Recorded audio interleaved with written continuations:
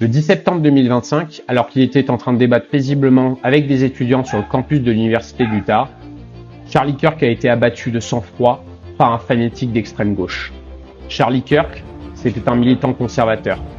Charlie Kirk, c'était un soutien de Donald Trump. Charlie Kirk, c'était un père de famille, de 2 enfants. Mais Charlie Kirk, c'était surtout un homme qui était attaché à la liberté d'expression et au débat contradictoire.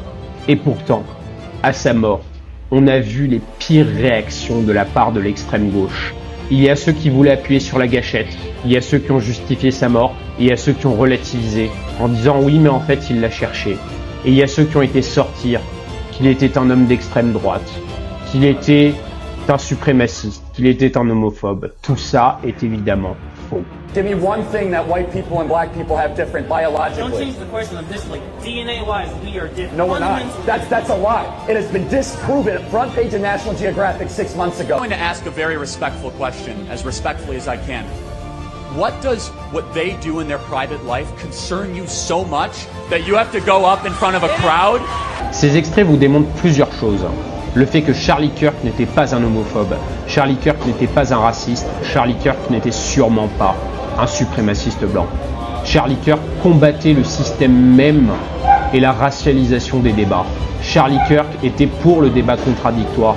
Charlie Kirk était pour l'expression des idées. Dans un débat apaisé, il allait de campus en campus partout sur les États-Unis d'Amérique pour aller débattre avec des étudiants de manière apaisée. Et c'est bien là la différence entre les woke, l'extrême gauche et nous. C'est bien là la différence entre eux et nous. Nous pouvons débattre et nous sommes d'accord avec le fait d'avoir des gens qui ont des opinions différentes des nôtres.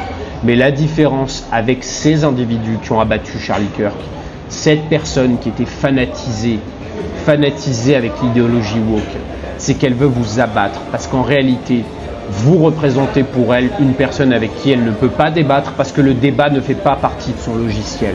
Et c'est bien là le problème de notre société. Comment nous voulons aujourd'hui refaire société alors qu'il y a des gens qui veulent utiliser la violence comme mode opératoire politique. La seule méthode qui doit être acceptée en politique, c'est le débat, c'est les actions, c'est ce genre de choses-là.